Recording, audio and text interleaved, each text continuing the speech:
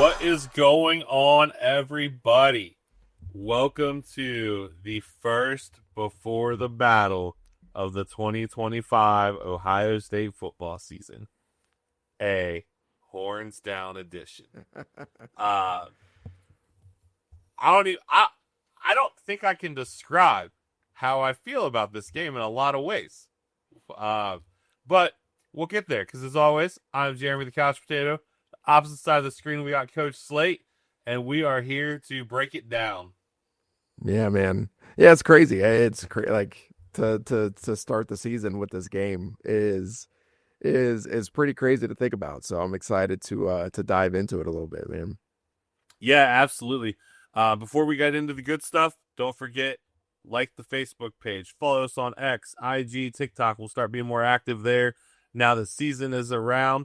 Obviously subscribe to the YouTube, comment, share it, smash the like, all of the buttons.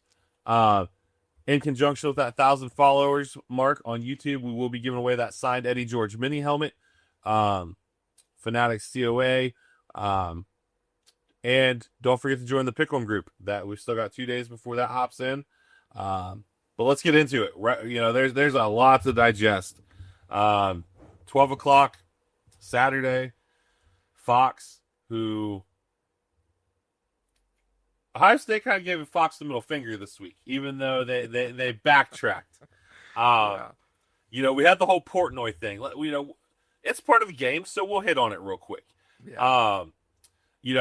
Bobby Carpenter, I think, was kind of the guy who let that cat out of the bag. Him and Austin Ward, that Portnoy might not be allowed in the stadium. And then everybody and their brother runs with it. And then Ross Bjork comes out and says, false.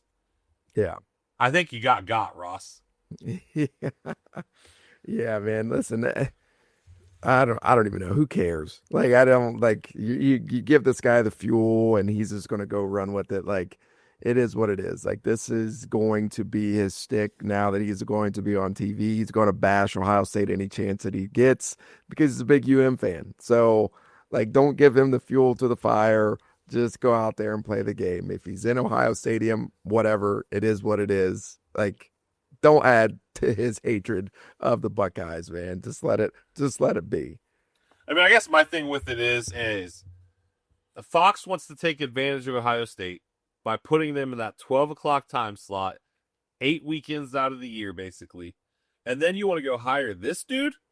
Yeah. And you want him to be part of your big show because you're trying to offset McAfee, who actually knows ball. Yeah. But like you said, at the end of the day, I don't care. I just think the whole thing is hilarious.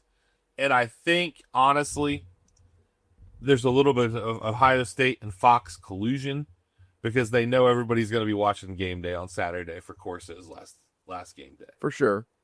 For sure. But what everybody's really coming to watch is number 1 versus number 3.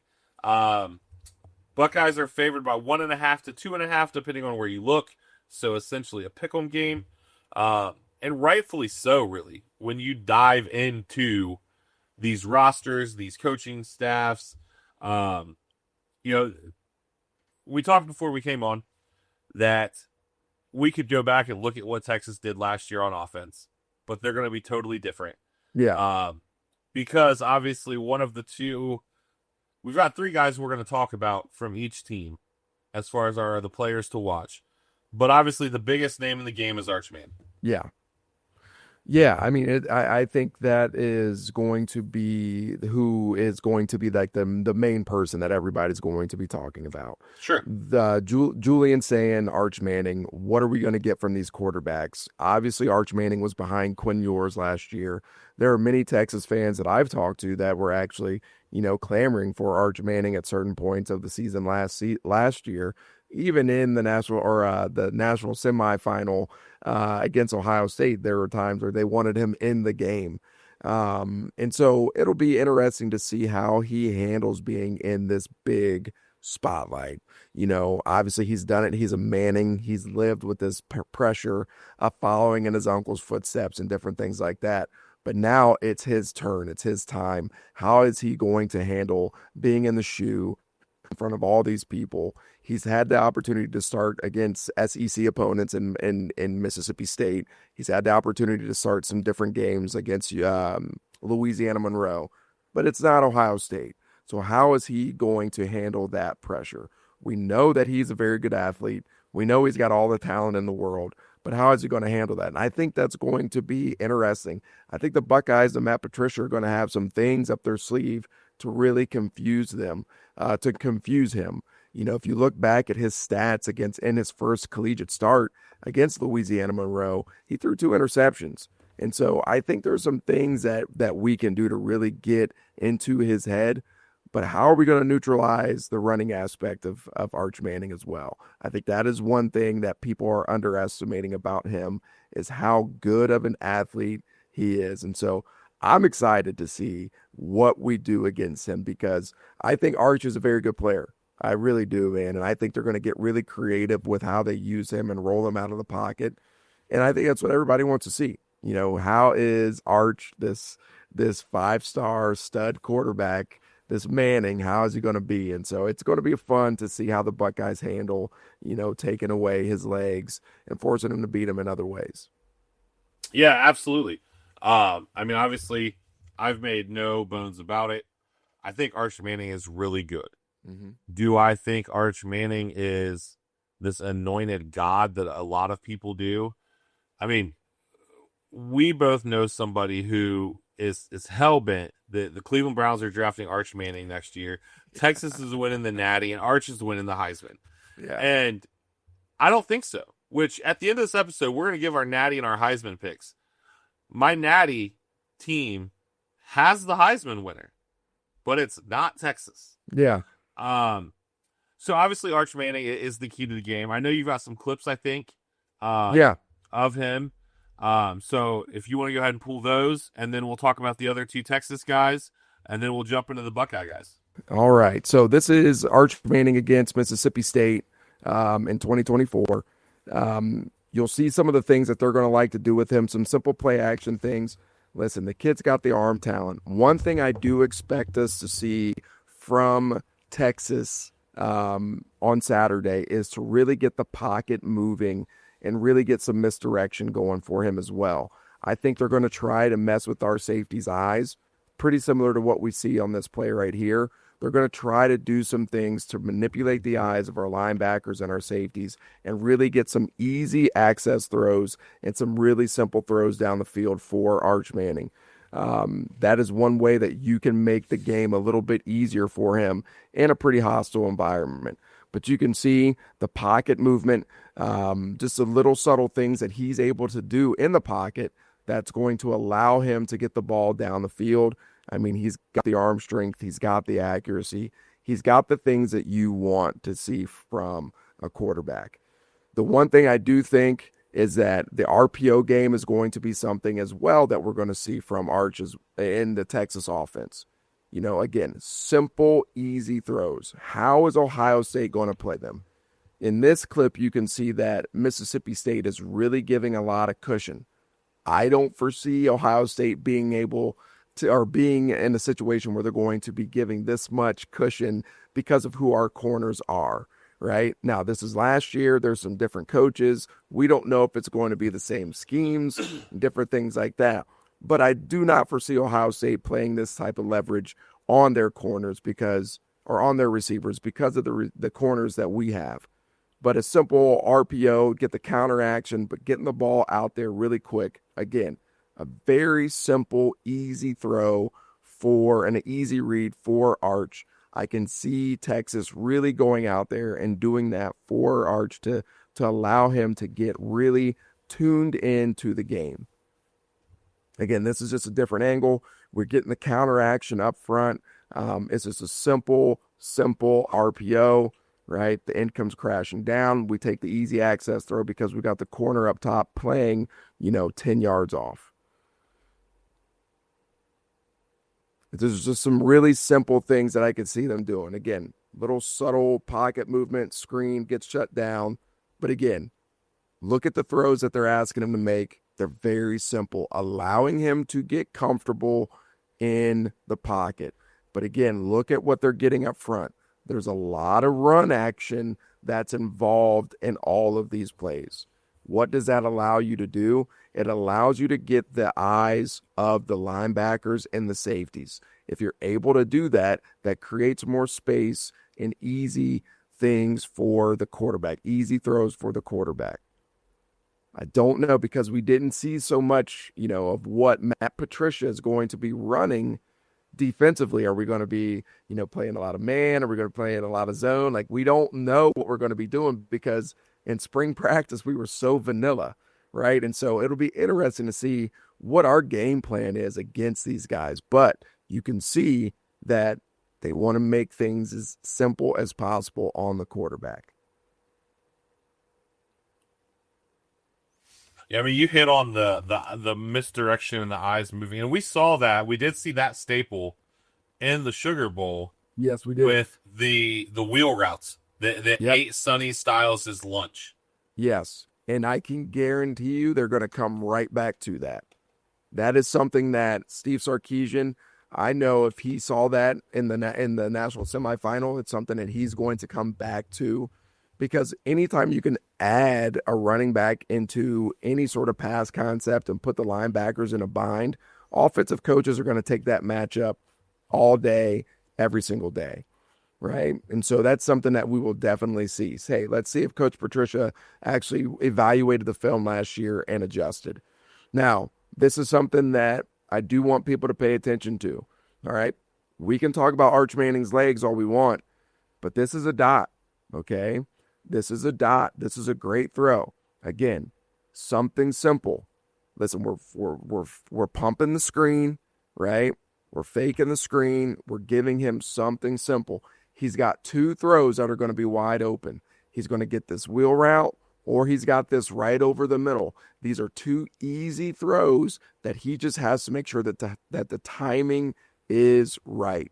If the timing's right, these are easy throws for Arch. And if they're able to get these type of matchups, these types of looks, Arch has got the capability to dot you up. And simple like this, touchdown, right? So they marked him short. But those are things, and those are really the only clips you really need to see. But those are things that if they're able to allow him time, if they're able to create those movements in the pocket, if they're able to create those RPO schemes, get the run action, manipulate the eyes of the linebackers, find those favorable matchups, they are going to be able to create some problems for the Ohio State defense. And so how can they take away that first read for Arch? Are they going to be able to get him to go to read 2, 3, check down? Are they going to be able to make him to go to those things? If they do, it could be a long day for Arch, and they're going to have to rely on the run game and do some different things. And so I'm excited to see how Matt Patricia is going to handle this, because we don't know much about the defense. We don't. I mean, we don't even know what we're running as a base. Yeah, we just don't know, man. And so we're going to assume out front, but yeah, and I just don't know. And so I hope, with these small little clips that we just showed, like we see, like Arch is the real deal. Like, he can play, right? He's got the legs, he's got the arm strength, he can make accurate throws. If we allow him time, he can dot you up. And so we're going to have to be disciplined. We're going to have to do some things to mess with his eyes and mess with his timing. And if we do those things, we'll be in an advantageous position to win the game at the end of the day. Yeah. Oh, excuse me. Yeah, it's going to come down to quarterbacks. And who can affect a quarterback. We'll get into that. I just think, yes, Arch has started against Mississippi State, but at the end of the day, Arch is still young on the football field. Young. Yep. He played terrible competition in Louisiana. Yeah. He hasn't played a ton in college, but yes, at the end of the day, he's a Manning. He's got genetics. He's got traits. I mean, the kid's good. But it cracks me up because that's all you hear about is Arch Manning, and people are essentially shitting on Julian Sayin. Yeah, man. And if Julian Sayin stays at Alabama, and this is a Texas-Bama game, everybody's going to be like, oh my God, this is the best two quarterbacks in the country. Yeah. Now, obviously, this is an insanely deep quarterback year. So even though this is an Ohio State-Texas game, these guys are not two of the best quarterbacks in the country at this point. Yeah. Could they be? Sure. Will they be next year? Yes. So obviously we'll talk about Julian in a minute, but we talked about disruption. So the next two guys I've got on the list for Texas, Colin Simmons, dog. You know, he's essentially the defensive Jeremiah Smith. Yeah. Freshman, stud, 9 sacks last year. Yeah. Yeah. Excuse me. Colin Simmons he's special. There's really not much else to really say about him. Like he is that good. And he's going to make the offensive line and the offensive tackles at Ohio State earn every bit of NIL money that they're getting. Like he's going to make them earn it. And so I think Colin Simmons is one of the best players in the country. And so I'm excited to see our guys go up against him because it's going to be, I mean, right out the gate. I mean, that is a tough matchup right out the gate, man. And so he's a player, so they better watch out. He actually won the Sean Alexander Award. Freshman of the Year. Yeah, the Freshman of the Year award over Jeremiah Smith last year. Yeah. But, you hit on our guys doing their thing. And I misspoke and said it was the Sugar Bowl earlier. It was the Cotton Bowl. Gotcha. Colin Simmons' stat line in that game. 4 total tackles, 2 solos, 0 sacks. You don't think he's got a get back coming? Like, this dude is going to be on one. We've heard JJ talk about he wants this game. Well, Colin Simmons is going to want this game too. Oh, no doubt about it. So, yeah. And then the third guy, because this is kind of more because I think what Ohio State's going to want to do. Because Texas has got a bunch of dudes. We talk about all the dudes Ohio State has. Texas has just as many dudes, and they have more experienced dudes. But I think everybody's so convinced Brian Hartline is going to just want to come out and just start chucking the rock. I think Brian Hartline is going to come out and want to pound the ball down your throat to set up the pass. Yeah. So because of that, I have Anthony Hill Jr., the linebacker, as my third guy for Texas. Okay. Anthony Hill Jr. is another player, man. Like he's another really, really good player that you're really going to have to pay attention to. And I agree with you 100%. I think people are sleeping on our run game. Not many people are thinking about the impact of C.J. Donaldson. I think having that big body at running back, being able to get you 4 on a consistent basis and just being able to wear you down, that is going to be a huge, huge deal for us. And then to couple that with James Peoples, I just think our running game is going to be a huge asset for us. And people like Anthony Hill Jr., they better be, strapped up because that's going to be a tough night. I just really think C.J. Donaldson's has the potential to have a good game because the running game is going to have to be established. Yeah, absolutely. Like I said, we could go into 10 dudes on each team to look at. So obviously on the Ohio State side, just like Texas, it started with Arch. The Ohio State side, it starts with Julian Sain. 110%. We think we know what we have, but until the lights are on and those TV cameras are there and there's 105,000, hopefully loud as hell fans. Yeah. Who our boy BG texted me today, and he goes, dude, every bar on campus is opening at 6 a.m. Yeah. It's going to be crazy. And I'm like, I thought that was the norm. He goes, no. He is for noon games, no. He is like 9 a.m. max. So campus is taking it serious. But Dude on 11 Warriors pulled up the stats of the 4 quarterbacks under Ryan Day and their opening game stats. So we'll start with Dwayne Haskins. Okay. Oregon State, 313 yards, 5 touchdowns, and a pick. Okay. Justin Fields, 234 yards, 4 touchdowns against FAU. Okay. CJ Stroud against Minnesota, 294 yards, 4 tutties. And then in his second game, 484 yards and 3 touchdowns against Oregon. All right. And then the outlier, I don't put a whole lot of stock in because of who it is. And I'm not trying to be a jerk. But Kyle McCord, 239 yards and no touchdowns against Indiana. Yeah. But obviously, when you look at those 4 names, Kyle McCord is the outlier, not just stats wise. Let's be honest, talent wise. Yeah. You've got 4 or 3 first round picks. Yeah. And there's no reason to think Julian Sain's not going to be a first round pick when it's said and done. Yeah. The quick release is going to come into play. We've pounded it in the head all offseason about what we think we need out of him. So I don't know that we really need to go deeper. But, what do you expect out of Sain? Oh man, I expect Sayin to take care of the football. I don't I don't expect him to. So I expect him to take care of the football. I expect him to do what needs to be done to win the game. Excuse me. I don't expect him to, take a lot of crazy chances in this game. With this being his first start in such a big game, I could see him being fairly conservative with his mindset. I don't see him being, the gunslinger that we all may think that he's going to be.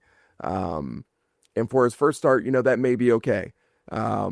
Now, I do think, if the game's on the line, obviously he's going to have to go out and spin it and do those things. But I do see him being kind of conservative in this first game because it's your first start. I mean, gosh, it's your first start against the number 1 team in the country. Like I can't think of a more pressure-packed situation to be in.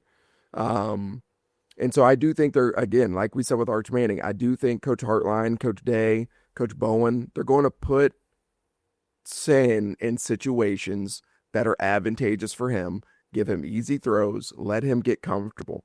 Now, this is the one thing I will say. Sain is a rhythm guy. If he gets in rhythm early, I could see them letting him rip it 30 times in this game.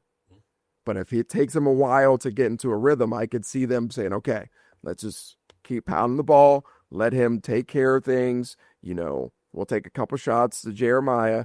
We'll take maybe a shot or 2 to Carnell, but we're going to take care of the football, get first downs, and do what we need to do. But I definitely expect him to take care of the football. That's above all else. Like, take care of the football. If he can do that and stay efficient and stay accurate, he's going to give us the best chance to win the game. And so I'm excited for him, man, because I think this could be his really his coming out party. And if he comes out and plays well, throws for 225 plus yards and a couple tutties and no interceptions, no turnovers, I think people are going to be like, okay, this kid's a real deal. But disclaimer, with that, if he struggles in this game, in his first start against the number 1 team in the country with a pretty experienced defense coming back, the sky is not falling. The sky will not. So we'll see. Yeah. So dude we hit on a little bit ago is my number 2 guy that, is a key to this game is Sonny Styles. Yeah. Sonny Styles has more hype around him than any linebacker OSU's had in a minute. And rightfully so. But we saw in that Cotton Bowl game, there are things Sonny needs to clean up. Sonny got burnt like a well-done Tubby's pizza in that game. Yeah. And we need to see him clean that up. And the third guy, it would be easy to say Jeremiah Smith here. Mm-hmm. Jeremiah Smith against Texas last year, 1 reception, 3 yards. Yeah. They did a phenomenal job of covering him. Yeah. Jihadi Barron's not walking through the door this year, though. Yeah. But I think they're still going to do everything in their power to take Jeremiah Smith away. Yeah, I would. So the third guy, and this could be even a 3.5 and a 3.5. We'll split it. I'm going to go Carnell Tate and Max Clare. Yeah. Because they'll focus on JJ, and they may even focus on Carnell. They may say, the hell with it, we're going to double both of them and find a way to make you beat us up the middle. Hello, Max Clare. Yeah. And so that's where I think Ohio State presents a very interesting problem this year. Obviously, we won the Natty last year. Our roster was fantastic. I think this year, with who we have coming back on offense, especially in that receiver room, with Carnell and JJ coming back, you have to respect Carnell Tate. Another year of development. But with Max Clare and another year of development for Brandon Ennis, there are just added elements to this receiver room that allow things to open up a tad more for JJ. Yes. And if you decide to say, you know what, we're going to do whatever we can to take away JJ, okay, but you can't take away Max Clare. Right. And if you decide to take away Max Clare, there's still going to be openings for Brandon Ennis. So as a defensive coach, you have to decide who you're willing to let beat you. If they win the game and Brandon Ennis is the guy who beats us, I'm okay with that. If Max Clare's the guy who beats us, I'm okay with that. So those are things that the defensive staff at Texas has to decide. And because of that, that's advantageous for Ohio State because Max Clare is one of the top tight ends in the country, right? And so it's kind of that, you know, it's just like damned if you do, damned if you don't type of thing. Like you have to pick your poison. And so I think Ohio State's receiver room with the addition of Max Clare just provides so many different problems for Texas. It'll be interesting to see how they attack that dynamic for sure. And then with Sonny Styles, he's got to be a dude for us. And I think he will be. They're going to try to put him, not just him, but Arvell Reese, Peyton Pierce, all the linebackers in binds when it comes to the pass game for sure. And so it'll be interesting to see how they handle that. And again, we just don't know what's our base coverage. You know, what are we going to be doing? You know, are we going to be playing a lot of man? Are we going to be playing primarily zone? Are we going to be playing match quarters? Like, what are we going to be doing schematically? So, listen, I keep saying it. I'm interested. I just don't know defensively what we are going to be coming out in. I know it's going to be similar to what Jim Knowles did, but Matt Patricia can do so many different things defensively. It's like, okay, I went to spring practice. I saw you run a 5-man front a crap ton, but I don't know what you're going to do. So it's oh man, it's just crazy to think about what we're going to be doing defensively. Yeah, I mean, you know, you're going to see Caleb Downs at the nickel. You're going to see 4 linebackers, not all at once, but you're going to see different groups of guys. You know, Ryan Day basically said, "Here's our pecking order as D tackle." Caden McDonald, Edric Houston, Will Smith, Tywan Malone, and Jarquez Carter. Yeah. I mean, you know, and we've made no bones about what we think about Jarquez Carter. We think he's a dude. As he is. Dude, think about that. Jarquez Carter and Perez next year. I know, man. Potentially, like, you have fun running up the middle there. Yeah. You know, just kind of getting into the odds and ends, you know, the matchups, you know, position groups, that kind of stuff. Texas, only 4 returning starters on their offense. Yeah. One on their O-line. Now, they got a couple dudes on the O-line that have gotten meaningful reps. But where I think advantage Texas, 6 returning defensive starters. Yeah. And they spent a boatload of cash on defensive tackles. I mean, both of their defensive tackles are going to be transfer guys. Guy from Purdue and then Murad Watson from Syracuse, who Ohio State went after. Hero Canoe is down there. They brought in like 6 dudes in the portal. Yeah. At the D tackle position alone. Ohio State, on the other hand, 4 returning offensive starters. I don't think that includes Max Clare. So really, you've got 5, but then you factor in again, you know, Tegra, Luke, Hinsman, you know, those guys have played, Onyanwa and or Daniels, you know, Sarah, like, so that kind of is muddy when you really look at those numbers. Yeah. But at the end of the day, again, what it means is these two teams are really, really closely matched on paper, talent wise. No doubt about it. I think it is a very evenly matched game. I think, people forget about how much Texas has lost. They were a very experienced team. They forget how much they had to dive into the portal this offseason. And so I think people are focusing on what Ohio State lost. Texas also lost quite a bit too. And so I think it's a very evenly matched game, man. And I think the athletes that both teams have are really going to be on true display on Saturday at the Shoe, man. It's going to be a fun matchup for sure. Yeah, diving into some of the position stuff, both secondaries are loaded. Yes. By far the strength of both defenses potentially. Texas's D line I think is going to be really good. Yeah. OSU's got JJ. Texas has got Ryan Wingo. Yeah. Is Ryan Wingo Ryan Williams or JJ? No, but he's really, really good. Really good. Where it gets interesting, is that Texas D line, specifically the interior, against the OSU O line, and that interior, which we think is going to be a strength. Yeah.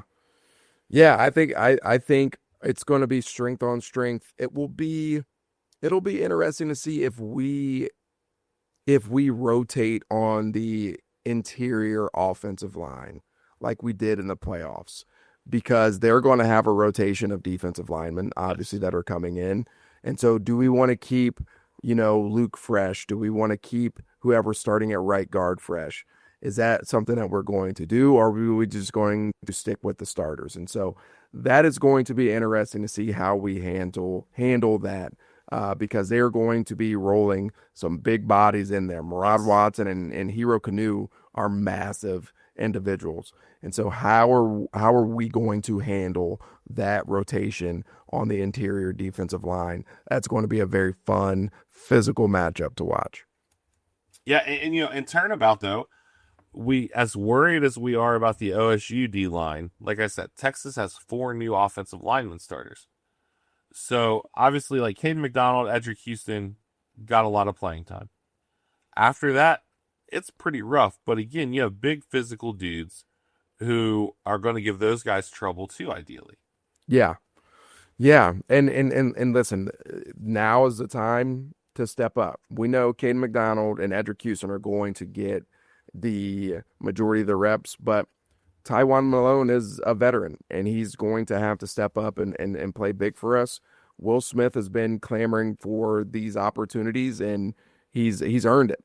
And Jarquez Carter is a freshman that we were extremely excited to get. And so, listen, these are guys that are going to be stepping up for us, and this is how you make a name for yourself in these type of games. And you better believe those young guys are going to be excited to get out there and to do so. So I'm pumped up for Jarquez Carter and Will Smith to go out there and make a name for themselves. Yeah, absolutely. A couple other just kind of variable things. Obviously we've talked about OSU has 2 new coordinators. Not ideal to be breaking in 2 new coordinators in this scenario. Along when you add in the fact Hartline's going to move to the box, which the last time he was a co-OC, he was on the field. Yeah. I prefer to have your play caller in the box, but I also like Hartline's energy on the field. Yeah. Yeah, that's a tough dynamic, man. I think I for one, as a head coach, like when the offensive coordinator is in the box, because I think it allows them to see the whole field, see the whole picture. Yep. Actually put together thoughts and all those things when it comes to calling plays. But I have also coached with a crap ton of coaches who are very successful at calling the offense from the field, right? It's all about how you position yourself, different things like that. And they feel like they need to feel the game. Like it's truly a feel for them. And so whatever is best for them, I support it. I hate coaching from the box. I'm not a feel like I can't. I don't. I need to. I'm a feel coach. I need to get into the feel of the game. And so it's tough, but Coach Hart, I think it is the right move for him to be in the box. That means likely Coach Bowen will be on the field, which I think the offensive line coach has to be on the field in my I opinion. agree. And so I think that's why they're probably going this route. Yeah, I like it. I mean, I like you said, the eyes in the sky thing. I really think that is a massive piece to the puzzle. Your DCs, I couldn't tell you the last DC I saw on the field. Yeah. Because again, you're trying to see that whole picture. You want to look for any little tell and that type of stuff, which obviously you know that better than I do. Yeah. Yeah. Being in the box it's definitely beneficial. It really is, especially at the collegiate level, the big time collegiate level, where you've got the bird's eye view, the best view in the house when it comes to coaching, and you can just see everything. You've got 8 million people telling you what the other team is doing and the personnel, and you're getting all this fantastic information. At the high school level, it can be difficult. And so that's one of the reasons why I like being on the field, man. I get that for sure. Well, and you're an energy guy, so Yeah, for sure. there's no doubt about that. Yeah. So yeah, I mean, I think obviously we have pounded it, for the last half an hour about how even these teams are. Yeah. I think there is one X factor on the field that unfortunately it may come down to, and that is Mason Shipley of Texas, their field goal kicker. Yeah. 31 of 35 last year, including a 60-yarder, which is 13 yards longer than Jaden Fielding's career long. Yeah. Yeah. Yeah. It must be nice. Listen, I don't even have words. It just as long as we make the kicks we need to make to win the game, Right. that's all that matters. So prediction time. Yep. I have been absolutely beat up at work for 2 weeks straight. Let me preface this with this is not an indictment on the way the season is going to go, because there's no shame in losing this game, and somebody has to lose this game. Low scoring. Okay. 2 new quarterbacks, somewhat hopefully hostile environment, 2 new coordinators for Ohio State, 2 evenly matched teams. 24-20 Texas. Okay. I think I could definitely see that. I think the Buckeyes come out with something. I think they come out with somehow a chip on their shoulder. I really do. I think they have something to prove, and I think our defense is way better than anticipated. And so I'm going to go with the Buckeyes 23-16.